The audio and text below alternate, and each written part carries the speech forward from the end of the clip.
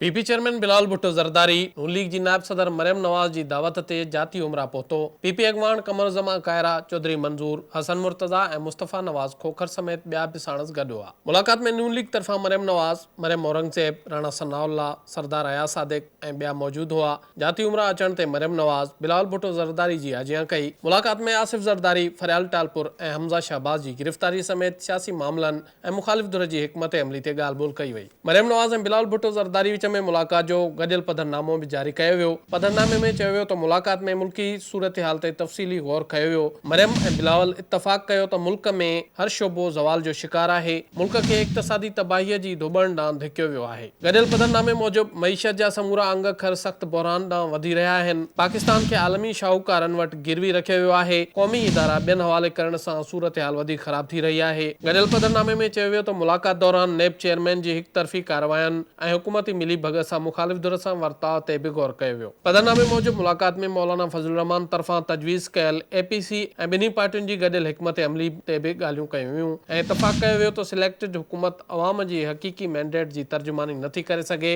गॾियल पधरनामे में चयो वियो त हुकूमत वर्ता पार्लियामेंट खे मफ़लूज करे छॾियो आहे। सिलेक्टेड वज़ीर आज़म ऐं नालाइक हुकूमत सबबि सफ़ारती सतह ते मुल्क जी बदनामी थी। पधरनामे मूजिबि मुलाक़ात में बेनज़ीर भुट्टो ऐं नवाज़ शरीफ़ विच में 2006 में मीसाक जमहूरियत जो बि ज़िक्र कयो वियो ऐं ॿिन्ही अॻवाननि इन खे आम दस्तावेज़ करार ॾिनो। पीपी ऐं नून लीग जी क़यादत विच में मुलाक़ात दौरान आला अदलिया जे मुअज़्ज़िज़ जजनि ख़िलाफ़ हुकूमती रेफरेंस वापसि वठण जो मुतालबो कयो वियो। मुलाक़ात दौरान चयो वियो त आला अदलिया जे मुअज़्ज़िज़ जजनि ख़िलाफ़ रेफरेंस बदनीयती ते ॿधल ऐं अदलिया जी आज़ादी ते हमिलो आहे। ॿिन्ही पार्टियुनि अदलिया जी आज़ादी ऐं ख़ुदमुख़्तियारीअ लाइ भरपूर जिदोजहद जारी रखण ते इत्तफ़ाक़ कयो। मुलाक़ात दौरान क़ौमी असेंबलीअ जे स्पीकर खां गिरफ़्तार असेंबली मेंबरनि जा प्रोटेक्शन आर्डर जारी करण जो मुतालबो पिणु कयो वियो। पीपी ऐं नून लीग जी क़यादत हुकूमत ख़िलाफ़ जिदोजहद ते इत्तफ़ाक़ कयो जॾहिं त बजट बाबति गॾियल हिकमत अमली लाइ आला सतही राब्ता बरक़रार रखण जो फ़ैसिलो कयो वियो। इन ॻाल्हि ते बि इत्तफ़ाक़ कयो वियो त ॿिन्ही पार्टियुनि जी क़यादत ॿियनि मुख़ालिफ़ धुर जे पार्टियुनि सां बि राब्ता कंदी। बिलावल भुट्टो ज़रदारी मांझांदे जी दावत नून लीग जी नायब सदर मरियम नवाज़ जा थोरा मञा।